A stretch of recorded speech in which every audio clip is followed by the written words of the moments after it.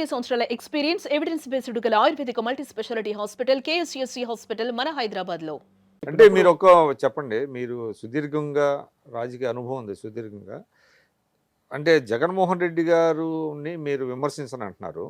కానీ మీరు చెప్పిన ఒక రాజ్యాంగేతర శక్తి లాంటి పర్సన్‌ని దగ్గర పెట్టుకొని రాష్ట్రాన్ని, పార్టీని దెబ్బతీసినటువంటి వ్యక్తిని మీరు స్పేర్ చేయాల్సిన అవసరం ఏముంది? నేను ఒకటే చెప్తున్నా సార్. నిన్న కూడా చెప్పా, నిన్న లైవ్‌లో కూడా చెప్పా, ప్రతి ఛానల్ ఇంటర్వ్యూలో చెప్తున్నా. ఈరోజు నేను పార్టీ నుంచి బయట రావడానికి కారణం ఏంటి? అటువంటి కోవర్ట్‌గిరి చేసే వ్యక్తిని నమ్మి మొత్తం మీరు పార్టీ పెట్టారు కాబట్టి నచ్చక మీ నిర్ణయంతో విభేదించి కదా పార్టీ నుంచి బయటొచ్చా. మీరు నన్ను గౌరవించారు, నాకు ఒక డిజిగ్నేషన్ ఇచ్చారు కాబట్టి మీ మీద గౌరవం అలాగే ఉంది. కానీ మీరు తీసుకునే ప్రతి నిర్ణయం మీద విమర్శ ఉండదని అనుకోవద్దు. వ్యక్తిగతంగా టార్గెట్ చేయకపోవచ్చు. మీరు చేసే ప్రతి అంశంలో ఇప్పుడు అసెంబ్లీలో సార్, అసెంబ్లీలో ఎందుకు కూర్చోరు సార్? నేను అడుగుతున్నా, 11 మంది ఎమ్మెల్యేలే గెలిచారు, మీకు మైక్ సమయం చాలదంటున్నారు. 11 మంది సమయం మీరు కోరండి. 11 మంది సమయం ఒక్కొక్కళ్ళకి 4 నిమిషాలే వచ్చింది అనుకుందాం. అసలు 44 నిమిషాలు వస్తుంది కదా మీకు. అసలు అట్లా కాదు, ముందుగానే ఊహించుకొని ఎంత ఇస్తారో తెలియకుండా అట్లా కూడా అవసరం లేదు సార్. ఒక్కొక్క శాసనసభ్యుడికి ఒకవేళ 175 మందికి ఒక్కొక్కరికి 4 నిమిషాలే వచ్చింది అనుకుందాం సార్. 4 నిమిషాల్లో 11 మందికి 44 నిమిషాలు వస్తుంది. ఆ 44 నిమిషాలు మీరే ఒక ఆథరైజేషన్ స్పీకర్కి ఇచ్చి నన్ను ఒక్కడనే ఈ 11 మంది వాళ్ళు కూడా సైన్ చేసి అసలు అది అట్లా సిస్టమ్ ఉండదులేండి. ఇప్పుడు ఒక్కళ్ళు ఉన్నా కూడా గంట 2 గంటలు మాట్లాడిన సందర్భాలు చాలా ఉంటాయి సార్. అసలు అవమానంగా ఫీల్ కావాల్సిన అవసరం లేదు. ఇది ప్రజల పట్ల జరుగుతున్న అన్యాయం అని నేను దాన్ని విభేదిస్తున్నా. జగన్మోహన్ రెడ్డి గారు తీసుకునే ఇలాంటి నిర్ణయాలను ఎట్టి పరిస్థితుల్లో సమర్థించేది లేదు. వ్యక్తిగతంగా ఆయన మీద కొంత గౌరవం ఏదైతే ఉందో, ఆయన నాకు ఇచ్చిన హానర్, దాన్ని గుర్తు మనసులో పెట్టుకొని గతంలో చేసిన దానికి ఆ విధంగా ప్రవర్తిస్తున్నా. నేను చంద్రబాబు నాయుడు గారిని విమర్శించకూడదు. 75 సంవత్సరాలు పైపడ్డ తర్వాత కూడా ఇంకా ప్రతిపక్షంలో కూర్చొని మా చేత తిడితేనే నీకు భవిష్యత్తులో రాబోయే రోజుల్లో నిన్ను చట్టసభలో తీసుకుపోదాం అంటే నాకు అవసరం లేదని నేను బయట వచ్చా. తిట్లతో రాజకీయాలు నడవు, తిట్లతోనే పార్టీలను కాపాడుకోవడం జరగదు. కమ్మ లీడర్స్ని తెలుగుదేశంలో వాళ్ళని టార్గెట్ చేయమని మీకు అట్లా ఇన్స్ట్రక్షన్ ఉండిందా సార్? కులం పేరుతో కాదు, కానీ తిట్టడం మాత్రం కంపల్సరీ. మీరు గమనించండి, నేను ఇంకో విషయం కూడా చెప్పాను, మొన్న కూడా ఇంటర్వ్యూలో చెప్పా, ఈరోజు కూడా చెప్తున్నా. దీని అంతటి కారణం ఎవరు? నిండు అసెంబ్లీలో అనేక మంది శాసనసభ్యులు, మంత్రులు వాళ్ళ శాఖకు సంబంధించిన సమాచారం పక్కన పెట్టి జగన్మోహన్ రెడ్డి గారికి నచ్చాలనే ఉద్దేశంతో 23 మందే వాళ్ళు ఉన్నప్పుడు మీరు అవమానించిన తీరే వాళ్ళకు వచ్చిన సింపతి. సాక్షాత్ ప్రతిపక్ష నాయకుడిగా ఉన్న చంద్రబాబు నాయుడు గారిని విమర్శించి తోలనాడినప్పుడు, ఆయన 2 చేతులు పెట్టుకొని ఇలా కన్నీళ్లు పెట్టుకున్నప్పుడు దాన్ని ట్రోల్ చేసేదానికి ఎవరైతే చేశారో వాళ్ళకి ఈ రోజుకైనా పనిష్మెంట్లు పడ్డాయా? మరి వాళ్ళని ఎందుకు స్పేర్ చేస్తున్నారు నాకు అర్థం కాల. ఎవరైతే ఆ రోజు ప్రధానంగా ట్రోల్ ఎప్పుడు వైఎస్ఆర్సీపీలో ఉన్నప్పుడు ఎప్పుడు కూడా వ్యక్తిగతమైన విమర్శలు ఎప్పుడు చేయలేదు ఎవరి మీద సార్? వ్యక్తిగతంగా చేయలేదు, కానీ కొన్ని పరుషమైన పదాలు మాత్రం ఖచ్చితంగా మాట్లాడే. వాటికే నేను మీడియాలో అందరికీ అపాలజీస్ చెప్పడంతో పాటు నేను మా మేడం గారిని కూడా అడిగా, ఒక సమయం ఇప్పించండి, వీలైతే చంద్రబాబు నాయుడు గారిని, పవన్ కళ్యాణ్ గారిని, లోకేష్ గారిని కలిసే అవకాశం ఇప్పించండి, వాళ్ళకి నేరుగా కలిసి సిన్సియర్ అపాలజీస్ చెప్పాలనుకుంటున్నా. ఆ విజువల్స్ కూడా నేను చెప్పేవి మీడియాల ద్వారా బయట పోవాలనుకుంటున్నా. ఎందుకంటే నేను ఇప్పుడు కూటమి తరపున చంద్రబాబు నాయుడు గారిని, పవన్ కళ్యాణ్ గారిని, లోకేష్ గారిని అట్లా కదండి. Out of repentance, out of compulsion.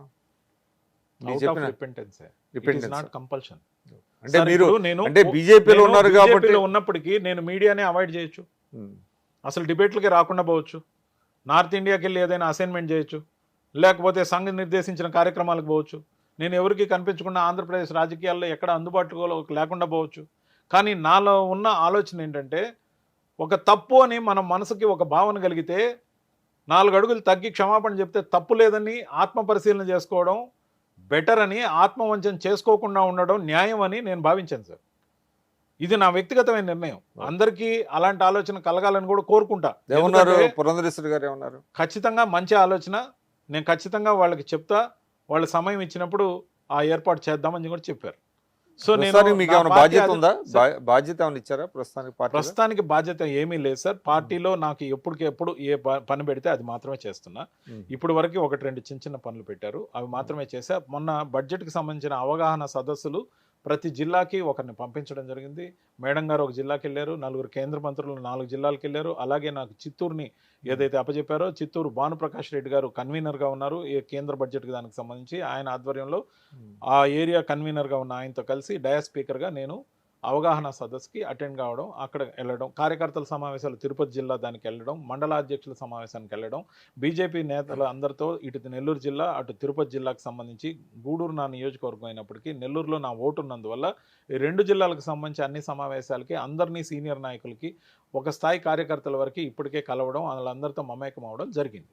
So ఖచ్చితంగా కూడా ఒక సభ్యుడిగా ఏ విధంగా నిబద్ధతతో ఉండాలో దాని నుంచి మళ్ళీ ఎల్కేజీ నుంచి మొదలుపెట్టా. ఈరోజు నేను బేసిక్స్ నుంచి మొదలుపెట్టా. చాలామంది అన్నారు, అన్న నువ్వు ఆ పార్టీలోకి పోతున్నావు, అది చాలా పెద్ద పార్టీ, మళ్ళీ ఎల్కేజీ నుంచి చదువుతావు అంటే ఎస్ ఎల్కేజీ నుంచే చదువుతా అని చెప్పా. ఎందుకంటే ఏం ఇబ్బంది లేదు. ఇప్పుడు ఇక జీవితకాలం ఒక పార్టీలో, ఇంత పెద్ద పార్టీలో, భారతదేశం అంత పెద్ద పార్టీలో ఇప్పటికే 22 రాష్ట్రాల్లో కూటమి పార్టీలతో కలిసి అధికారంలో ఉంది. సొంతంగా చూస్తే 16 రాష్ట్రాల్లో అధికారంలో ఉంది. దేశంలో ఉన్న లడక్ వదిలేస్తే ఉన్న 28 రాష్ట్రాల్లో ప్రతి రాష్ట్రంలో తన ప్రాతినిధ్యం ఉంది. పార్టీ ఉనికి ఖచ్చితంగా ఉంది.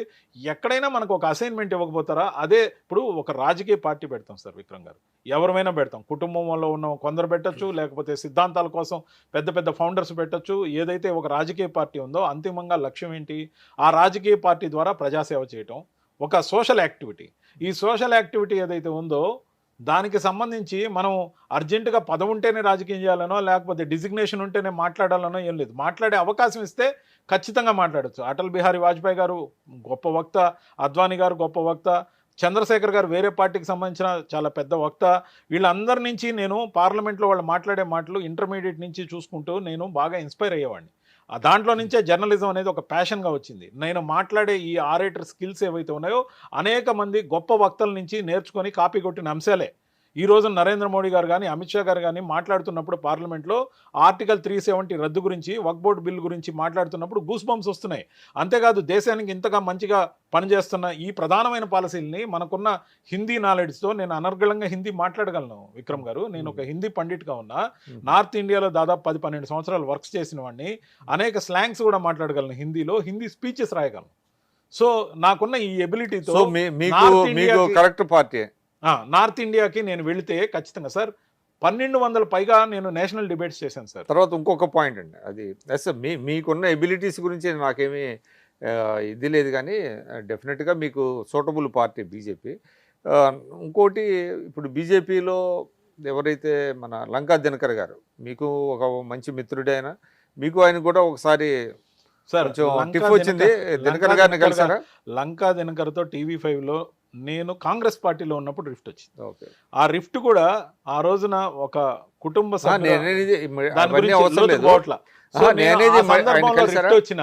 రిఫ్ట్ వచ్చిన తర్వాత 45 రోజులు మాత్రమే మేము మాట్లాడుకోలే. 45 రోజుల తర్వాత మేమిద్దరం ఒకే ఛానల్లో కూర్చున్నాం, కలిసి మళ్ళీ బ్రేక్ఫాస్ట్కి వెళ్ళాం, మళ్ళీ డిన్నర్కి వెళ్ళాం, మళ్ళీ కలిసే ఉన్నాం. మిత్రత్వం అట్లే ఉంది. నా కారులో తను ట్రావెల్ చేశాడు, అతనితో కలిపి నేను ట్రావెల్ చేశాను. సో మిత్రత్వానికి ఎప్పుడు న్యాయంగానే ఉన్నాను సార్.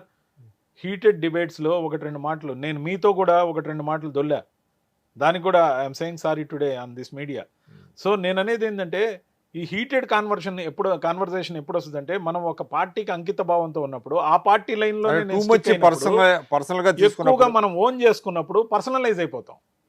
దానివల్ల మిత్రత్వాలు కూడా పోతున్నాయి. నేను ఈరోజు ఈ పార్టీ నుంచి రావడానికి బయట కారణం, వైఎస్ఆర్సీపీలో ఉన్నప్పుడు ఇదే శైలజానాథ్ గారి కొడుకు పెళ్లికి నేను వెళ్ళలేని పరిస్థితి. కొంతమంది వ్యక్తులు అక్కడికి వెళ్ళకు, నువ్వు పోస్ట్ రేపో మాపో అనౌన్స్ అవుతుంది, అక్కడికి వెళ్తే రఘురామ కృష్ణరాజు గారు నీకు మామూలుగా పాత మిత్రుడు కాబట్టి ఎవరైనా కలిసినప్పుడు ఫోటోలు దిగితే ఆ ఫోటోలు నీ పదవి రాకుండా పోయేదానికి అవకాశం ఉంది, వెళ్ళొద్దని చెప్పినప్పుడు నేను వెళ్ళలేకపోయా.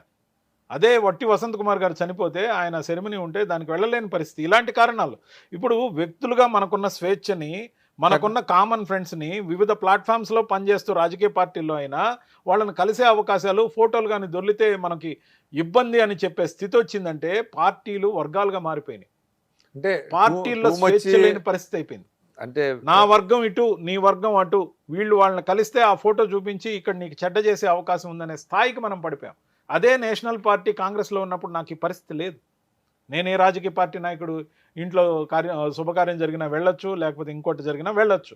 కానీ వైఎస్ఆర్సీపీలోకి వచ్చినాక నా మంచి కోరు కూడా చెప్పారా, లేకపోతే చెడ్డ కోరు చెప్పారా, కానీ పార్టీలో విధానాన్ని బట్టి చెప్పారు. ఎందుకంటే ఇది నెగటివ్గా నీకు తీసుకెళ్తారు ఆ ఫోటోని, సో వెళ్ళొద్దు. సో ఈరోజు అదే శైలజానాథ్ గారు వైఎస్ఆర్సీపీకి వచ్చారు. ఆ సమయానికి నేను వైఎస్ఆర్సీపీ నుంచి బయట వచ్చాను.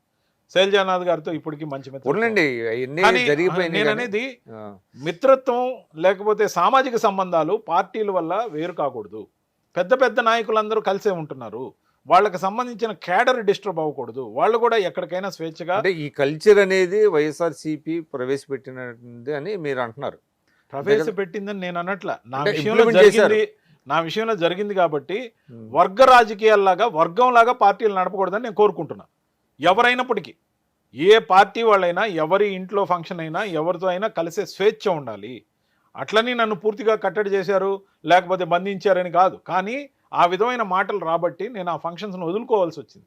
ఎందుకంటే ఆ మైండ్ సెట్ ఏదైతే ఉంటుందో నాయకుడికి ప్రొజెక్ట్ చేసే అంటే విధానంలో మీరు మిమ్మల్ని దెబ్బ కొడతారు. మీరు ఇది చెప్పడం ద్వారా మీరు మీ సహచర రాజకీయ నేతలు కూడా ఒక సందేశం ఇస్తున్నారు. టూ మచ్ పర్సనలైజ్డ్ తీసుకోకండి, తీసుకోవద్దు. కన్స్ట్రక్టివ్ ఇప్పుడు క్రిటిసిజం మనము ఒక్కటే మైక్ చేయండి. పెట్టాం, కెమెరా పెట్టాం, పార్టీ లైను లేదా మీరు మాట్లాడాల్సిన లైన్కి స్టిక్ అవ్వండి.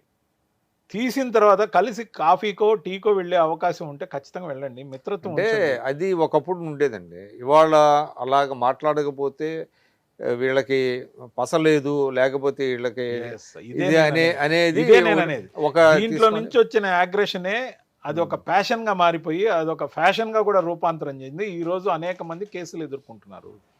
ఇంత కక్షపూరితమైన ధోరణి ఎందుకు వచ్చింది? మన అధిష్టానాన్ని మెప్పించాలి లేదంటే ఇచ్చిన స్క్రిప్ట్ ఫాలో కావాలనే రెండు అంశాల మీదే వచ్చింది. అంత దూరం అవసరం లేదనేది నా సుమన్ టీవీలో మీ పర్సనల్ అండ్ బిజినెస్ ప్రమోషన్స్ కోసం కింది నెంబర్కి కాంటాక్ట్ చేయండి.